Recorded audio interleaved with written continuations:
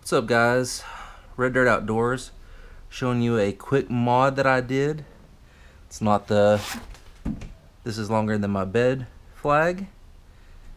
It is this area right here. Now Pelican made this hatch, but when they made it, they did not make it go all the way through to the hull of the boat.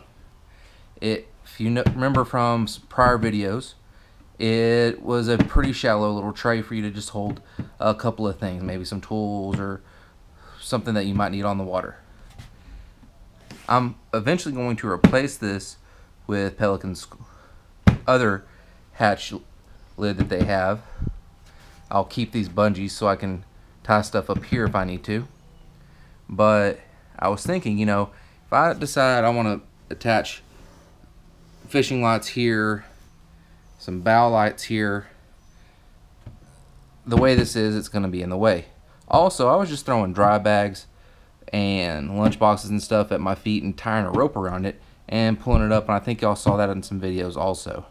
So I thought, man, it'd be cool if there's a way to get into this part of the boat up here at the bow through this. So I made a hatch in a hatch. You can see I've got my fishing glasses, scupper plugs, spotlight, and the new hatch. So it's got a little bit of a reflection there for some light, but my wife ordered this for me, I think for Christmas. She ordered a little bit bigger than it needed to be, so it doesn't fit as well as it should, but it does fit, and it fits really snug. So when I have the Pelican lid's gonna flip open this way, this one flips open that way. So you just turn and open up. And I've got some stuff stored in here. This is the charging cable cigarette lighter plug for the spotlight, all-weather radio in case it seems like it might storm and I want to find out before I make the choice to paddle further, first aid kit. But this is where my plan originally decided to go, because I wanted to have a bag, still use this for cargo like you saw, have the bag for more cargo like you just saw, but also have the option to remove it. And you can see my paddle and stuff in there because I am using my canoe as a kayak rack for right now, because it's usually up there on top of those shelves. Those, not those. But that's where I normally keep it, is right there. It's a light enough kayak where I can just throw it up there and pull it down without it ever on the floor. But we're going to use it tomorrow, so I have it down. And now you can access the inside hull of the boat. And it's a lot easier to reach in this way if I'm running wires than having to go in from this way where I'm losing some part, this part right here, just because, or I'm sorry, that part right there, just because of that's where the access is. So that's the inside hull. Yeah, I've got, oh, that's right, I've got my Havalon, I believe it's the Piranha knife, just in case I want to do some filleting while I'm out there, some bait cutting. But this is a hatch in a hatch, and this is where you can see, like, it's not really the right size.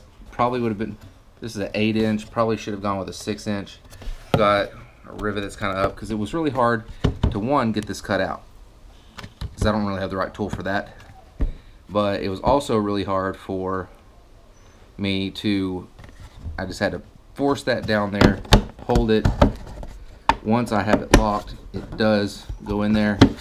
And I know y'all are wondering about the lid. These are available on Amazon. It's one of the cheaper ones on there, but it's made pretty well. It does not have a gasket here. It does have a gasket here, so that should be watertight if you use goop and everything right here. But basically, the install, which I plan on installing a 4-inch hatch behind the seat back there. But to do a hatch, you cut where you need to. This has a lip on it. That's where you see these rivets at. But you cut it out, you put it down, drill your holes for the rivets, rivet it, and you're good. So that is the hatch inside the hatch.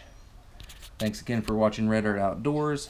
Thanks to you guys, I am actually over 12,000 views. I was going to make a video when I hit 10,000 views, but with the GoPro not working right, it's up and running now, obviously. But with the things I've been dealing with concerning camera and just not really having as much time to get on the water as I like to, instead of a 10,000 view thank you, this is a 12,000 view thank you. So appreciate you guys from tuning in.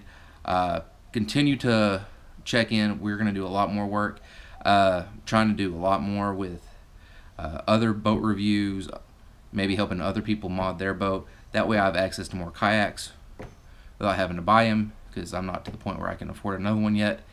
But couldn't do this without you guys. And you know, just like always, you know, subscribe if you haven't already. That way when I put up another video, it can alert you to that, and you can come back and, you know, watch me maybe fall in the water a few times or catch some fish. So continuing to progress, and again, I couldn't have done it, made it this far without you guys tuning in. So I appreciate that, and hit the like button if you thought that was a good idea for the hatch.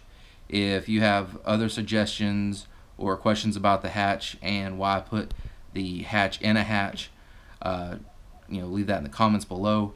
But I definitely appreciate you guys, and you know, when I get bigger, I'll put the link to all of these things that I use and order from Amazon in a link below. I'm not to the point yet where they're really offering that to me, so when I get there, you know, there'll be links in all my videos. I'll even go back and update the videos that I've done previously, like my fishing rod holders and my flush mount Scotties.